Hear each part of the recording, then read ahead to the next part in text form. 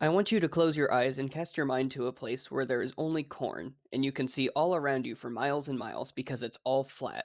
There's an old abandoned farm in the distance on your left, and a little town where everyone knows each other on your right, a few miles down a road where suicidal deer hop across right as your car drives by. Are you there? Great. That's where we'll be in today's video on the totally not fictional Wren County, Illinois. Wren County, shown on screen with this map I created, is located in southeastern Illinois, on the border with Indiana where Terre Haute is. I more or less replaced the real-life Clark County with Wren County, so I apologize if there happen to be any Clark County viewers, but really, what are the chances of that?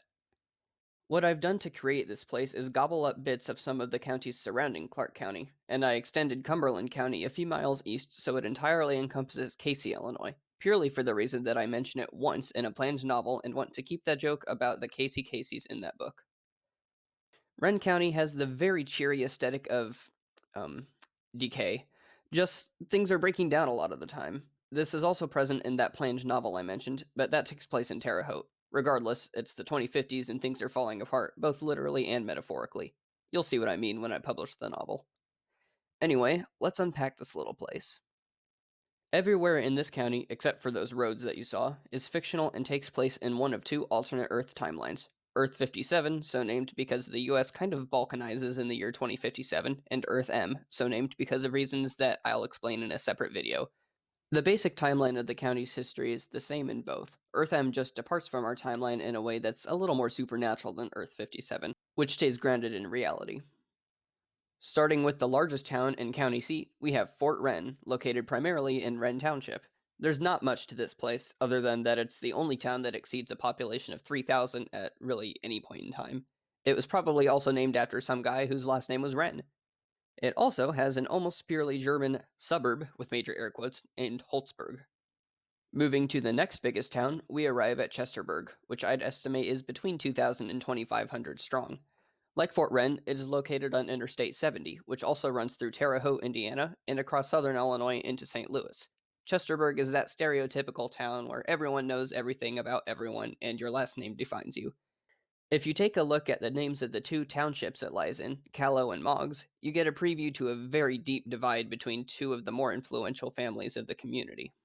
The way the story goes, we have a man named Chester Moggs who has been a resident of the county for a while. He has a cat that he loves a lot, for whatever reason. Don't judge, I'm a dog person. Anyway, in 1896, that cat wanders onto the property of Edmund Callow, the son of a German immigrant named Heinrich Kurlau. The cat is chasing away birds that like to gather on the Callow's porch, so he shoots at it to scare it away. Unfortunately, he's never been a good shot, and he actually hits the cat, killing it. The next day, July 10th, 1896, Edmund is at a saloon where he likes to socialize a lot of the time. Chester, probably somewhat drunk, barges into the saloon and shoots Edmund dead right in front of everyone. From that moment forward, the families have been carrying on a rural Midwestern sort of Romeo and Juliet feud. For the novel set here, two teens, a boy from the Callow family and a girl from the Moggs family, decide to say screw it to the whole thing and make their own legacies, while also competing with a new up-and-coming family or two. Next, we move to the town of Mobbery. Mobbery is more emphasized in the Earth M timeline, which, again, I'll explain in a separate video. Mobbery is locked in a similar struggle to the one in Chesterburg, except this one is between the Endel and McCridden families, who are actually related through the Mobbery family. In 1841, a man by the name of Robert Mobbery founded the town of Prosperity. In both timelines, he's basically an insane visionary trying to establish a utopian community. Robert's son George marries a woman named Joy Mottler, and the couple has 10 children. Well, in 1884, there's a typhoid epidemic that sweeps through the town, killing 6 of their kids. 2 run away, leaving the oldest and the youngest kids still at home, Rosie Mobbery, born in 1868, and Mary Mobbery, born in 1880. Mary actually gets typhoid and miraculously survives, whereas Rosie basically locks herself in her room and doesn't come out till everything is over. Joy starts to get attached to Mary and pampers her, often at Rosie's expense, so there's quite a bit of sibling rivalry that develops and persists into their adult lives. Rosie marries John Endel, and they have kids, among them a man named Louis Endel.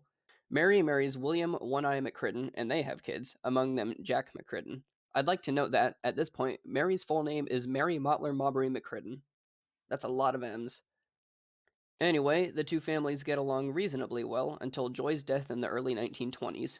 It's here that they learn that the Mobbery Land is not, in fact, being split between Joy's Endel and McCridden descendants, but it's all going to the McCriddens.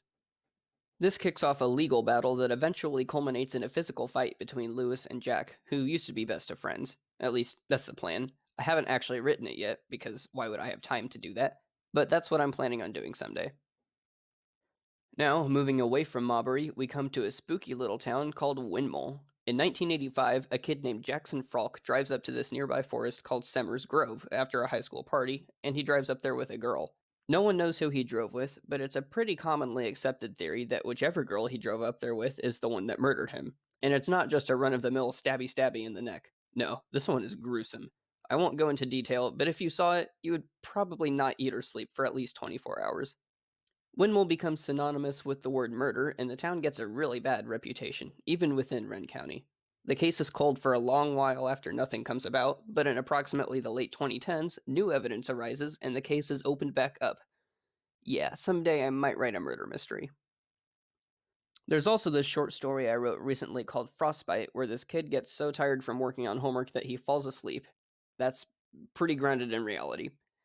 When he's asleep, he has this really weird dream where he gets so cold his whole body basically gets frostbite and it like falls apart. He wakes up and sees his skin kind of enveloping some of the frostbitten skin from his dream. It's really weird, not usually the kind of stuff I write, and I only mention it because that unnamed kid slash narrator mentions that he goes to Windmill High School. Now that I've filled you in on some of the lore from this little corner of Illinois and told you about its most important towns, let me know what you think of it in the comments. The map took me about an hour to make, plus some research on the side to see which counties surrounded it and where I could steal some land from them.